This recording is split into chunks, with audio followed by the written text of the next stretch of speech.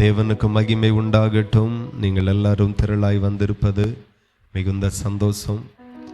பல வேலைகள் உங்களுக்கு இருக்கலாம், ஆனால் அதெல்லாம் முக்கியப்படுத்தாமல் ஜெபத்தையே முக்கியப்படுத்தி வந்தபடியினால் கர்த்தர் உங்கள் காரியத்தை ரொம்ப முக்கியமாய் கவனித்து உங்களை ஆசீர்வதிப்பார்.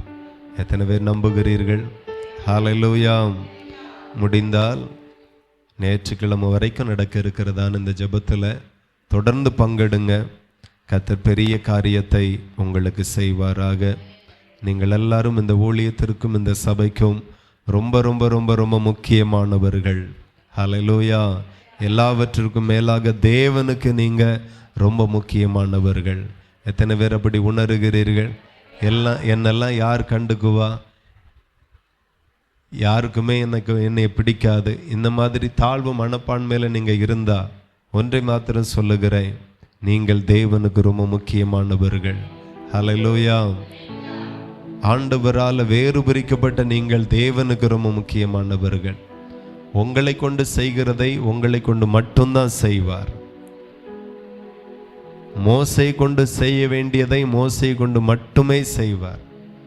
மோசே அழைக்கும் போது, தெரிந்து கொள்ளும் போது, மோசே ஆண்டவர் சந்திக்கும் போது மோசே சொல்லிக்கொண்டே இருந்தார், இல்லை ஆண்டவரே, நான் அதுக்கெல்லாம் சரிப்பட்டு வரமாட்டேன், நம்மளால் முடியாது, நான் திக்குவாயும் மந்த நாவும் உள்ள மனுஷன், என்னால் முடியாது அப்படின்னா. ஆனால் ஆண்டவர் அவரை விடவே இல்லை. பார்வோனுக்கு ஆண்டவனாக கர்த்தர் மாற்றினார். ஹல்லேலூயா.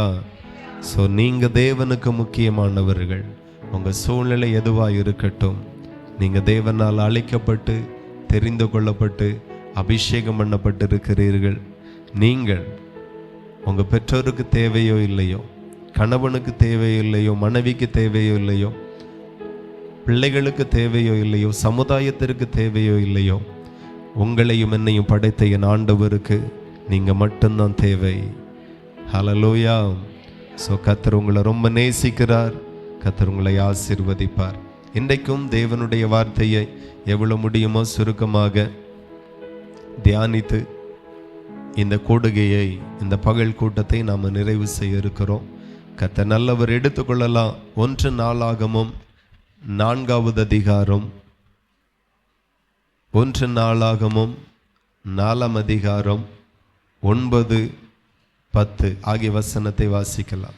யாபேஸ் தன் சகோதரனை பார்க்கிலும் கனம் பெற்றவனாய் இருந்தான்.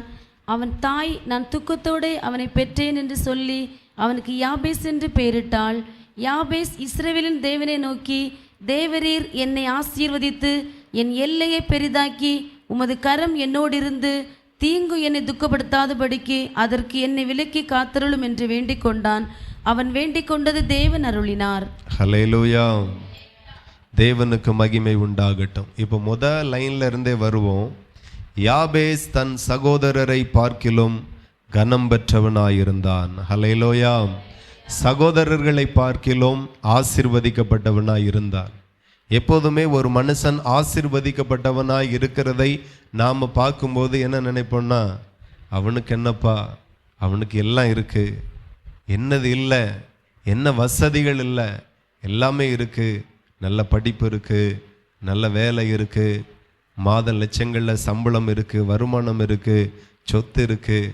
ஒரு மனுஷன் ஆசீர்வதிக்கப்பட்ட மனுஷனை நம்ம பார்க்கும்போது நம்முடைய பார்வைக்கு முன்பதாக இப்படி தான் நம்ம கற்பனை பண்ணுகிறோம்.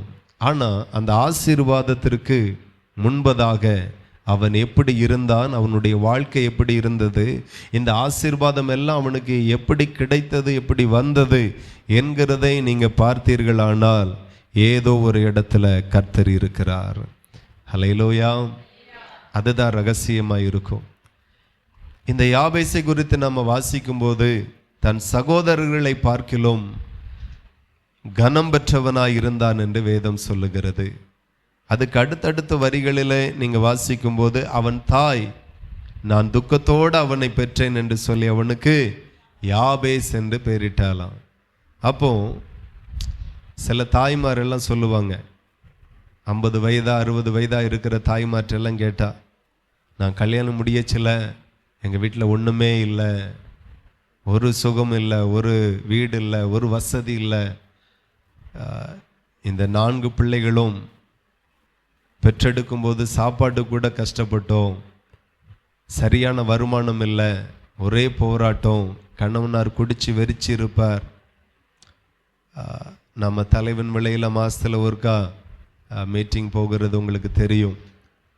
அந்த தாயார் சொல்லுவாங்க, அடுத்த வீட்டில் அரிசி வாங்கி தான் எத்தனையோ நாள் என்னுடைய எல்லா பிள்ளைகளுக்குமே ஆகாரத்தை கொடுத்தேன். அந்த அளவுக்கு ரேஸ் அரிசி கூட என்கிட்ட இல்லை. அந்த அளவுக்கு கணவனார் குடித்து வெறித்து இருந்த பணத்தெல்லாம் செலவழித்து வெறுமையாக வருவார். நான் கொஞ்சம் கஷ்டப்பட்டு தான் சத்துணவில் வேலை செஞ்சு, அதுவும் பத்தாது, பக்கத்து தெரிஞ்ச ஆள்கிட்டெல்லாம் அரிசி ஏதாவது வாங்கி தான் பிள்ளைகளுக்கு ஆகாரம் கொடுப்பேன். அவ்வளோ கஷ்டப்பட்டோம். ஆனால் இன்றைக்கு கர்த்தர் என்னை அவ்வளவா ஆசீர்வதித்திருக்கிறார் அப்படி சொல்லுவாங்க. ஆனால் இன்றைக்கு கர்த்தர் எவ்வளவா ஆசீர்வதிச்சிருக்கிறார் அப்படின்னா, மேங்களூர் பட்டணத்திற்கு அவங்க என்னை அழைச்சிருந்தாங்க. அப்போ போனேன், அங்கே ஊழியம் செய்தோம். அவங்க கம்பெனிக்கு என்னை கூப்பிட்டு போனாங்க. கம்பெனியில் கிட்டத்தட்ட 500-600 பேர் வேலை செய்கிறாங்க ஸ்பாட்லே. இனி வெளியெல்லாம் வேற எத்தனையோ ட்ரக்கு ஒரு நாளைக்கு அந்த கம்பெனியில் எனக்கு தெரிஞ்சு பல லட்சம் கோடியை தொடும் வரவு செலவெல்லாம். அந்த அளவுக்கு கர்த்தர் அவருடைய பிள்ளைகளை ஆசீர்வதித்தார். வார்த்தைக்கு வார்த்தை அவங்க ஒன்றே ஒன்று சொல்லுவாங்க. அவ்வளோ வறுமையிலையும் இந்த கிராமம் எல்லாம் கர்த்தரை அறியாத இந்து கிராமமாக இருந்தது.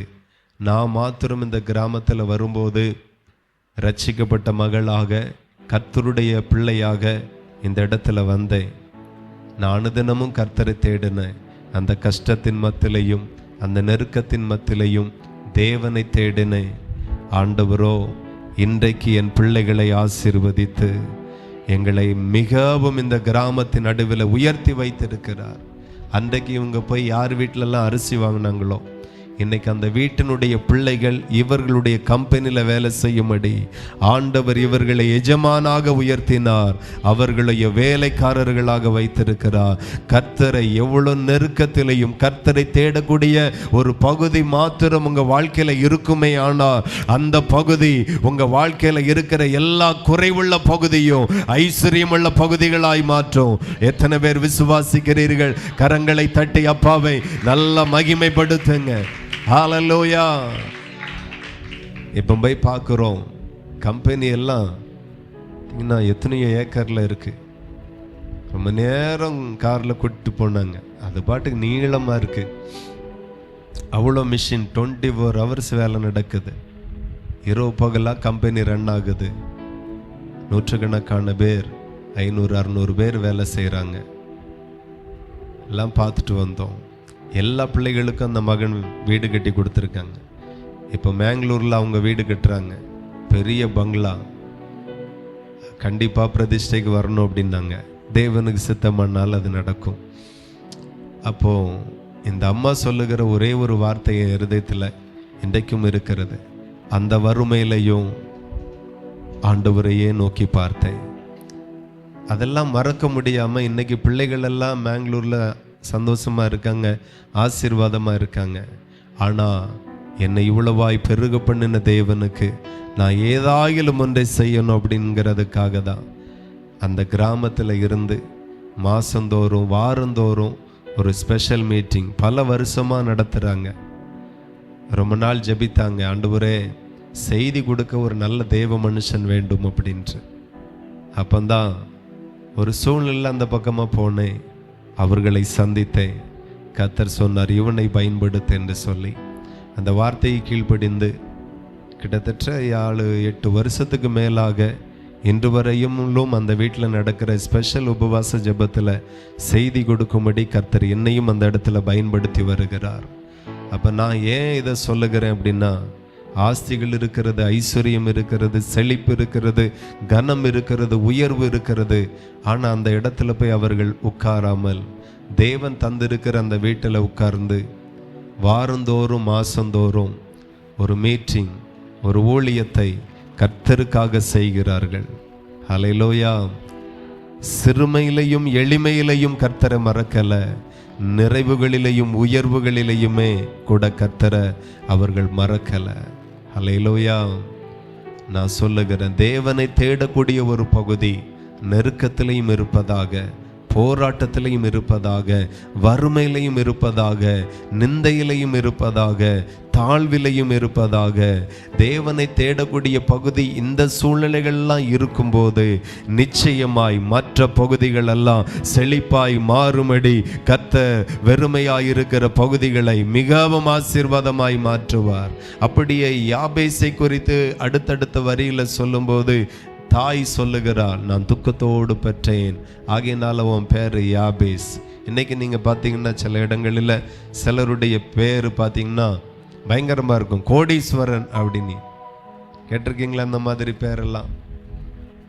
ஆமாம், கோடீஸ்வரன் அப்படின்லாம் பேர் இருக்கும். ஆனால் ஆள் எப்படி இருப்பார் அப்படின்னா, அந்த ஊர்லேயே ரொம்ப கஷ்டப்பட்ட குடும்பமாக இருப்பார். பேர் வேறு மாதிரி இருக்கும், ஆள் வேறு மாதிரி இருப்பார். ஆனால் அந்த நாட்களில் பேருக்கு, சூழ்நிலைக்கு தக்க, ஆளுக்கு தக்க பேர் வைத்தார்கள். ஸோ இந்த யாபேஸ் பிறக்கும்போது ரொம்ப கஷ்டம், ரொம்ப துக்கம், ரொம்ப வருத்தம், ரொம்ப மன உளைச்சல். ஒரு ஆண் பிள்ளை பெற்றால் அந்த காலத்தில் ரொம்ப சந்தோஷப்படுவாங்க, இந்த காலத்தில் ரொம்ப சந்தோஷப்படுவாங்க. ஹல்லேலூயா. ஆனால் நான் சொல்லுகிறேன், ஆண்களை காட்டிலும் பெண் பிள்ளைகளே ரொம்ப ஆசீர்வாதமாக இருக்கும். இப்போ வேணா சொல்லலாம் ஆம்பளை பிள்ளைல அப்படின்ட்டு. ஆனால் இன்றைக்கெல்லாம் நான் பார்க்குறேன், ஆம்பளை பிள்ளை பெற்ற எல்லா பெற்றோர்களும் ஏர்போர்ட்டுக்கு வெளியே நின்று பிள்ளைய டாட்டா காட்டி வழி அனுப்புகிறாங்க. ஆனால் பெண் பிள்ளைகளை பெற்ற எல்லா பெற்றோரும் இங்கேருந்து ட்ராவல் பண்ணி ஃப்ளைட்டில் போய் மகளோடு 1 மாதம், 1 வருஷம், 2 வருஷம் சிலர்லாம் அங்கேயே செட்டில் ஆகிட்டாங்க. ஆம்பளை பிள்ளை வைக்குமா? மருமகளுக்கு ஒரு மாதிரி முகம் போகும். அதோட அடுத்த ஃப்ளைட்டில் டிக்கெட் போட்டுறா ராஜா அப்படிம்பாங்க, முடிஞ்சு. ஸோ நான் சொல்லுகிறேன், பெண் பிள்ளைகள் ரொம்ப ஆசீர்வாதமானது. ஹல்லேலூயா. இன்னைக்கு பெண் பிள்ளைகள் அப்படின்னு நினைக்கலாம், ஆனால் நம்ம கடைசி காலத்தில் பெண் பிள்ளைகள் ரொம்ப ஆசீர்வாதமாக இருக்கும். ஹல்லேலூயா. ஆம்பளை பிள்ளைகளுக்கு முகம் ஒரு மாதிரி போகுது. எப்படி போனாலும் இதுதான் உண்மை. ஆனால் ஒரு பெருமை வேற இதில். ஆதி நாட்கள் அப்படியே தான், இந்த காலமும் அப்படி தான். ஆம்பளை பிள்ளைகள் அப்படின்னா ரொம்ப பெருமைப்பட வேண்டிய விஷயம். ஆனால் அந்த தாயார் இருந்த நிலைமையில நான் துக்கத்தோடு தான் பெற்றேன் அப்படின்னு யாபேஸ் என்று பேர் வைத்தார்கள்.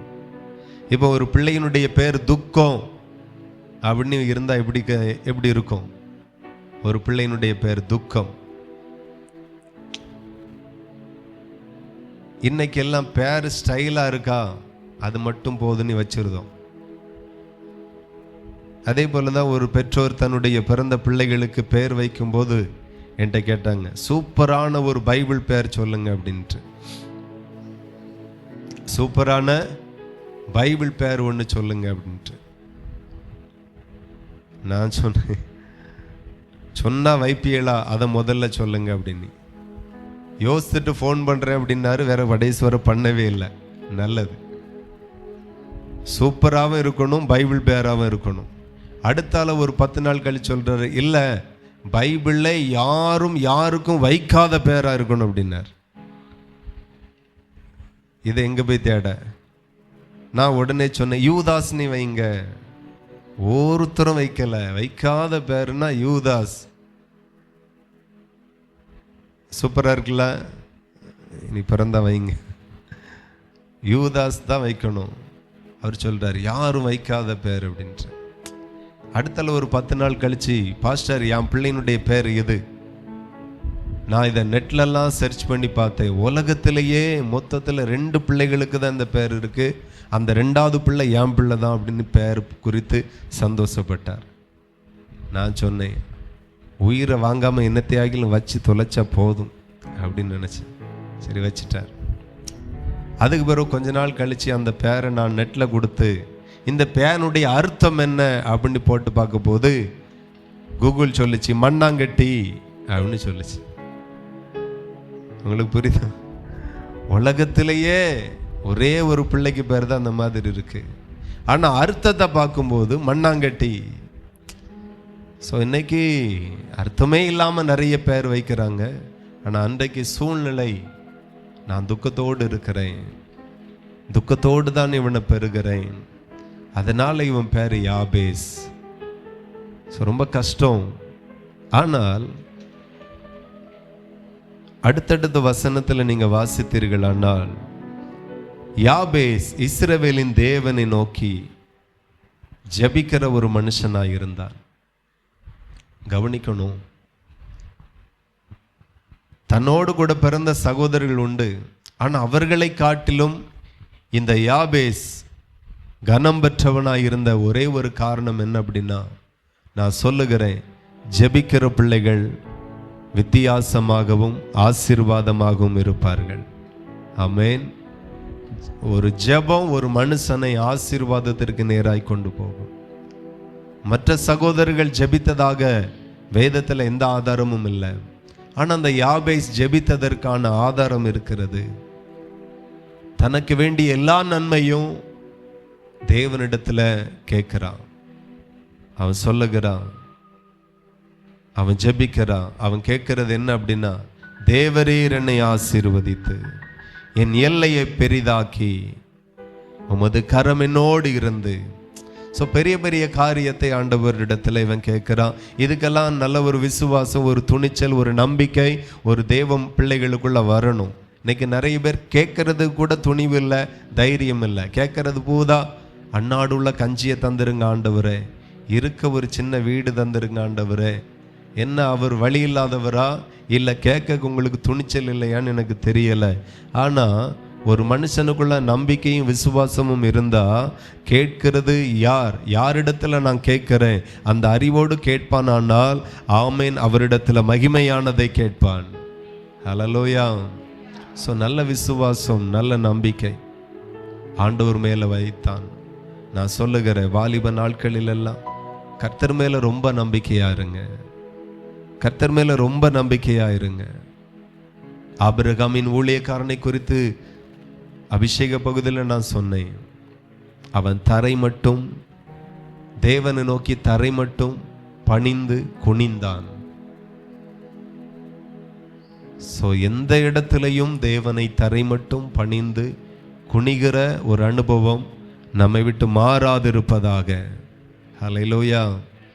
இன்றைக்கும் நிறைய சபைகளில் பார்க்குறேன், ஸ்டைலாக வருவாங்க, ஸ்டைலாக இருப்பாங்க, ஆராதனை நடக்கும். இந்த ஆள் மட்டும் வெளியே கிரவுண்டில் சுற்றி ஃபோன் பேசிட்டு இருப்பார், என்ன வெளியே அப்படி நிற்பார், வேற உள்ள வருவார், இருப்பார். ஒரு ஒழுங்கினோம். நான் யாருடைய சமூகத்தில் வந்திருக்கிறேன், எதற்காக வந்திருக்கிறேன்? வந்தால் தேவ சமூகத்தில் அமர்ந்திருக்கணும். இன்றைக்கும் நிறைய ஊழியர் மீட்டிங்களெல்லாம் போய் பார்த்தா அவர் எப்போதும் அந்த ஆள் வெளியே தான் இருப்பார், சேர் போட்டு. ஏன்னா வெளியே கொஞ்சம் பேர் இருந்து பதிவு பண்ணுவாங்க, வருகை பதிவேடு, சந்தா கலெக்ஷன் பண்ணுறது, மிஷினரி காணிக்க கலெக்ஷன் பண்ணுறது. அப்படி ஒரு 2-3 டீம் இருக்கும், பெண்களுக்கு தனி டீம் இருக்கும். எப்போதுமே இந்த சில ஊழியர்கள் அதுக்கு அந்த பக்கம் சேர் போட்டு அப்படியே ஃப்ரீயாக உட்கார்ந்துருப்பாங்க. எனக்கு ரொம்ப கஷ்டமாக இருக்கும். 1000 நாளை பார்க்கிலும் அப்பாவினுடைய பிரகாரங்களில் செல்லுகிற அந்த ஒரே நாள் நல்லது. ஆமா தானே? ஆண்டவருடைய சமூகத்தில் ஒரு ஆசீர்வாதம் இருக்கு. அங்க போய் அவரை பணிந்து கொண்டா கர்த்தர் நம்மை ஆசீர்வதிப்பார். அந்த அறிவு கூட நிறைய ஊழியர்களுக்கு இல்லை. இவங்க நடத்துகிற சபையில் அதெல்லாம் சொல்லுவாங்க, யாரும் எந்திரிச்சு வெளியே போகக்கூடாது, ஃபோனெல்லாம் சுவிட்ச் ஆஃப்ல இருக்கணும், அங்கங்கே பார்க்கக்கூடாது, கண்ணை மூடி இருக்கணும், ஜபிக்கணும், கையை தூக்குங்க, கையை தட்டுங்க எல்லாம் சொல்லுவார். ஆனால் இவர் அதை செய்ய மாட்டார். நிறைய பேர் இப்படி இருக்காங்க, உணர்வு இல்லை. ஒரு முதலமைச்சர் முன்னாடி குனிந்து நிற்கிறாங்க, பணிந்து நிற்கிறாங்க, கனம் பண்ணி நிற்கிறாங்க. காரணம், ஏதாகிலும் ஒரு டெண்டர் கிடைச்சிராதா, ஏதாகிலும் ஒரு பதவி கிடைச்சிராதா, ஏதாகிலும் ஒரு சீட்டு கிடைச்சிராதா வரக்கூடிய எலெக்ஷன்ல. நான் சொல்லுகிறேன், இவர்கள் 5 வருஷத்துக்கு மாத்திரம்தான் அதிகாரிகள். என் தேவனோ நித்திய காலத்திற்கு மாறாத தேவன். அவரே தேவன், அவரை அன்றி வேற ஒருவரும் இல்லை. அதை புரிஞ்சுக்கோங்க. உங்களுக்கும் அவர்தான் தேவன், உங்க பிள்ளைகளுக்கும் அவர்தான் தேவன், உங்க சந்ததிகளுக்கு அவர்தான் தேவன். அவரை அன்றி வேற ஒரு இரட்சகர் இல்லை என்கிறதை புரிந்து என்ன தரனாலும் அவர் தான் தரணும். புரிஞ்சு உணர்ந்து ஆண்டவர் மேல ரொம்ப தாகமா இருங்க. நீங்க தாகமா மாறிட்டீங்கன்னா உங்க மேல நிச்சயம் தண்ணீரை ஊற்றுவார். தண்ணீர் என்கிறது பரிசுத்த ஆவியின் அபிஷேகத்தை குறிக்கிறது. ரொம்ப வருஷமா ஆண்டவருடைய சமூகத்துல போகிறேன், ஆனா அபிஷேகம் இல்லை அப்படின்னா நீங்க கர்த்தருடையவர்களே இல்லை. கிறிஸ்துவின் ஆவி இல்லாதவன் கிறிஸ்துவின் உடையவன் அல்ல என்று வேதம் சொல்லுகிறது. ஸோ நீங்களா சொல்லிக்கிடலாம், நான் கிறிஸ்டின், என் பேர் இது, பைபிள் பேரு, இந்த சபைக்கு தான் போறேன். எந்த சபைக்கு போனா என்ன? கிறிஸ்துவின் ஆவி இல்லாம எந்த சபைக்கு போனா என்ன? அங்க போக முடியாதுல்ல. ஸோ அதெல்லாம் புரிஞ்சு ரொம்ப தாகமா, நான் ரட்சிக்கப்பட்டேன், ஒரு பூஜாரியின் மகனாக இருந்தேன், அந்நிய தேவர்களை தான் ஆராதிச்சுட்டு இருந்தேன், ஆனா தேவ சமூகத்துல முதல்ல வரும்போது எல்லாரும் அபிஷேகத்தில் நிறைகிறதை பார்த்து நான் விரும்பினேன், ஆண்டவரே ரொம்ப மாதமா வாரேன், ஒரு வருஷத்திற்குள்ளாக எனக்கு அபிஷேகத்தை தந்துருங்க, ரொம்ப வருஷமா அபிஷேகம் இல்லாதவனா இருக்கவே கூடாது அப்படின்னு அந்த அபிஷேகத்தை ரொம்ப வாஞ்சித்து, ஏன்னா சபையில சொல்லுவாங்க இவங்களுக்குள்ள அபிஷேகம் கிடையாது, இவங்களுக்குள்ள அபிஷேகம் இருக்கு அப்படி சொல்லுவாங்க. ஸோ எனக்கு அவங்களுக்கு கிடைச்சிருக்கிற அபிஷேகம் எனக்கு வேணும், அதுவும் ஒரு வருஷத்திற்குள்ள தந்துருங்க ஆண்டவரே அப்படின்னு கேட்டேன். கர்த்தர் அந்த தாகத்தை பார்த்தார். தாகம் உள்ளவன் மேல் தண்ணீரை ஊற்றுவாராம். தாகம்தான் பரிசுத்த ஆவியை பெற்றுக்கொள்ளக்கூடிய ஒரே ஒரு வழி. எங்க தாத்தா சாமி ஆடும்போது, அதுக்கு பிறகு எங்க அப்பாவினுடைய கூட பிறந்த தம்பி சாமி ஆடும்போது நிறைய பேருக்குள்ள ஆசை இருந்துச்சு, ஏன் அந்த சாமி நமக்குள்ள வரக்கூடாது, நாமளும் சாமி ஆடணும். ஆனா எங்க தாத்தா சொல்லுவாரு, சாமி ஆடுற குடும்பம் கஷ்டம். அந்த ஆவிக்கும் பரிசுத்த ஆவியானவருக்கு இருக்கிற வித்தியாசம் இதுதான். பொல்லாத ஆவி ஒரு மனுஷனுடைய குடும்பத்தை, வாழ்க்கையை ஆட்டங்காண வைக்கும். ஆனா பரிசுத்த ஆவியானவர் ஒரு மனுஷனை தூக்கி நிறுத்துவார். ஹல்லேலூயா. ஆனாலும் அவர்கள் என் மேல வரக்கூடாதா அப்படி. இன்னைக்கு நமக்கு தெரிகிறது பரிசுத்த ஆவியானவரை குறித்து. எல்லா ஆவிகளும் பயந்து நடுங்குகிற ஒரு ஆவி உண்டானால் அவர்தான் கர்த்தருடைய ஆவியானவர். அவருடைய ஆவியானவர் யாருக்குள்ள இருக்கிறதோ அவர்கள் சாதாரணவர்கள் கிடையாது, அசாதாரணவர்கள். ஏன் பொல்லாத ஆவி நம்மள்கிட்ட வந்து மோதுது, ஏன் சேவனை வந்து பலிக்குது அப்படின்னு அதுக்கு ஒரே ஒரு காரணம், நம்மளோடு தேவனுடைய ஆவியானவர் இல்லை. தொட்டனா மந்திரவாதி சொல்லுவார், எந்த பிள்ளைகள் ரட்சிக்கப்பட்டு அபிஷேகத்தில் இருக்கிறார்களோ அவர்களுக்கு விரோதமாக நான் எவ்வளோ ஆவி அனுப்பினாலும், வாதைகள் அனுப்பினாலும் அது போன மாதிரியே போய் திரும்ப வந்துடும், அவங்களுக்கு ஒன்றும் ஆகாது. காரணம் ஏன்? தேவனே உங்களோடு கூட இருக்கிறார். ஹல்லேலூயா. அபிஷேகத்தின் மேல ரொம்ப வாஞ்சையாய் தாகமாயிருங்க. தேவனோடு ரொம்ப தாகமாயிருங்க. பேருக்கே இருக்காதுங்க. பேர் கிறிஸ்தவர்களாய் வாழுகிறதுல ஒரு பிரயோஜனமும் இல்லை. கிறிஸ்துவின் உடையவர்களாய் மாறுவோம், உபதேசத்துல வளருவோம், கிறிஸ்துவின் உபதேசத்துல கிறிஸ்துவின் ஆவில வளருவோம். ஆவியில அனலாயிருங்கள், கர்த்தருக்கு ஊழியம் செய்யுங்க. ஆவியில அனலும் இல்லாமல் குளிரும் இல்லாமல் இருக்கக்கூடாது. நம்ம ஆவியில அனலாயிருக்கணும். இருந்தா பிசாசு அசுத்தாவி தொடவே முடியாது. இதுதான் ரகசியம். ஸோ புரிஞ்சுக்குங்க. இன்று முதல் வாலிப பிள்ளைகள், பெரியவர்கள், அபிஷேகம் இல்லாதவர்கள் கர்த்தரிடத்துல கேளுங்க, டாடி உங்க ஆவி எனக்கு வேணும். நாம மாம்சத்தில் இருக்கிறோம், ஆனா நாம ஆராதிக்கிற தேவன் ஆவியாயிருக்கிறார். ஸோ அந்த தேவனுடைய ஆவியானவர் நமக்குள்ள வரணும். எத்தனை பேருக்கு புரியுது? ஆமா, அவர் நமக்குள்ள தங்கி இருக்கணும். நீங்க தேவனுடைய ஆலயமாய் மாறணும். இந்த ஆலயமாய் இருக்கிற இந்த சரீரத்திற்குள் தேவனுடைய ஆவியானவர் வந்து அமர்ந்து இருக்கணும். அதற்கு நீங்க இடம் கொடுக்கணும். ஸோ மாறுங்க, உங்க வாழ்க்கை மாறும்.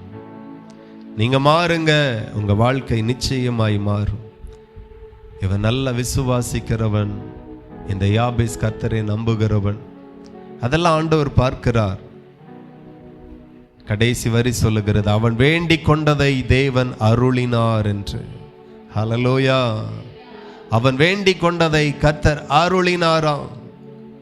என்ன ஒரு மனுஷனை எடுத்து வாசிக்கலாம். 2 நாளாகமும் 14 2 எடுத்து வாசிக்கலாம். ஆசா தன் தேவனாகிய கர்த்தரின் பார்வைக்கு நன்மையும் செம்மையுமானதை செய்தான். அல்லேலூயா. இங்கே ஆசா என்கிற ஒரு ராஜாவை குறித்து நாம் வாசிக்கிறோம். அவனை குறித்து வேதம் சொல்லுகிறது, தன் தேவனாகிய கர்த்தரின் பார்வைக்கு நன்மையும் செம்மையுமானதை அவன் செய்தான் என்று வசனம் சொல்லுகிறது. அல்லேலூயா. தேவனுக்கு மகிமை உண்டாகட்டும். கர்த்தருடைய பார்வையில எது நன்மையாயிருக்கும், எது செம்மையாயிருக்கும் என்கிறதை நீங்க கவனிக்கணும்.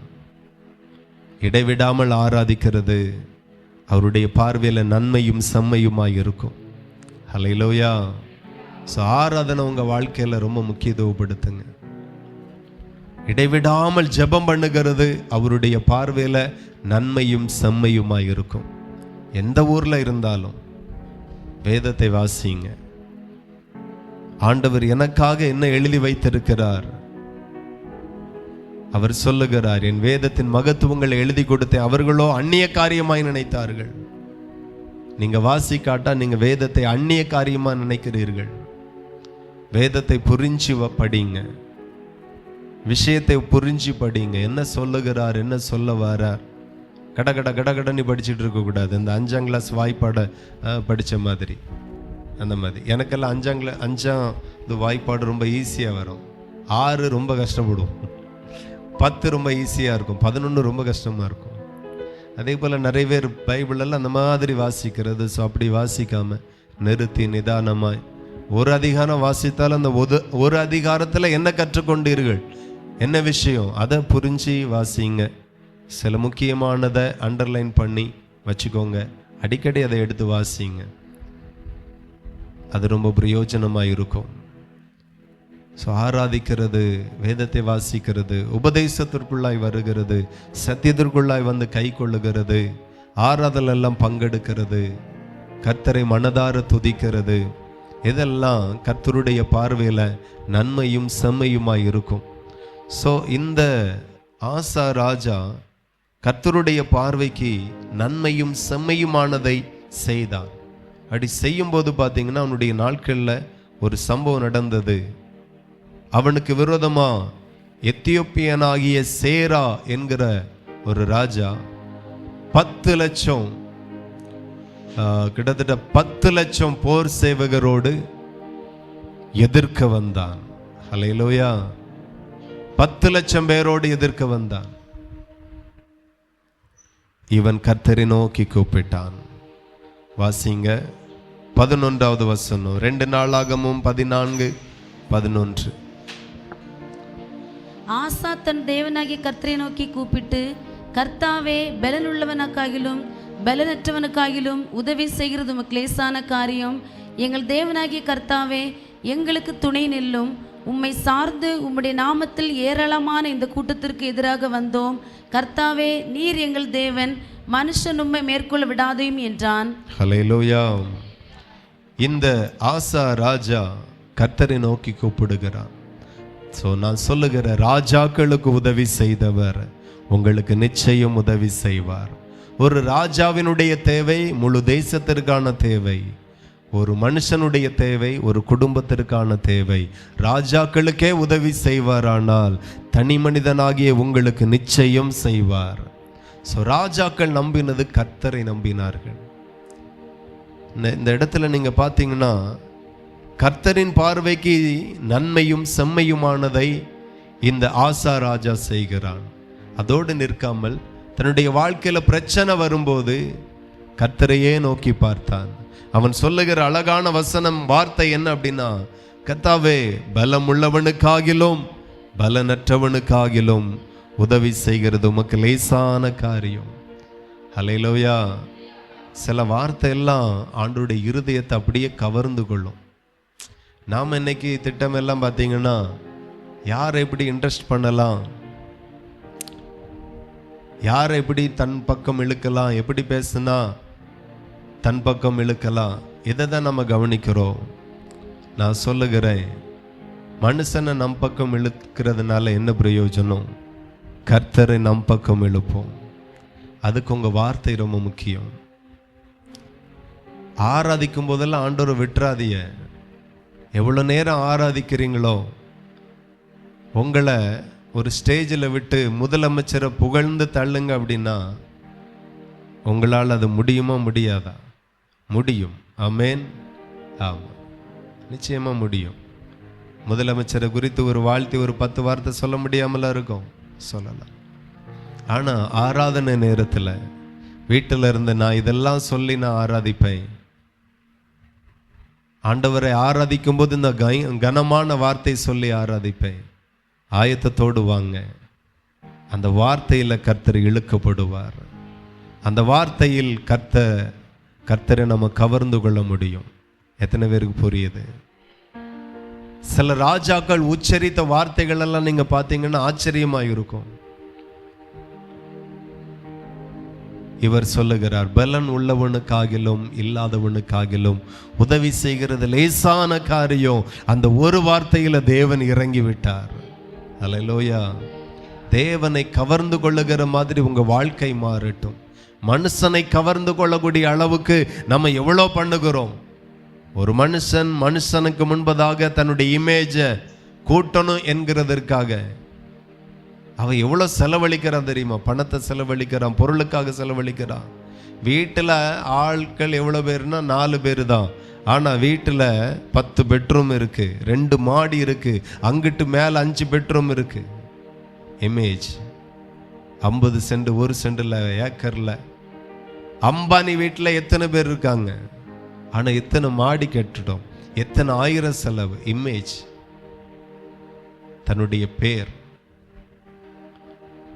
மனிதர்களுக்கு முன்பதாக புகழோடு இருக்கணும், பேர் புகழோடு இருக்கணும், அந்தஸ்தோடு இருக்கணும்.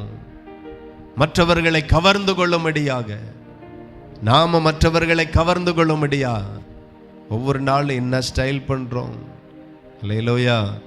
என் மகன் ஒரு நாள் போய் ஒரு சின்ன டப்பால் என்னதோ வாங்கிட்டு வந்தான். என்னதுன்னு கேட்டேன்.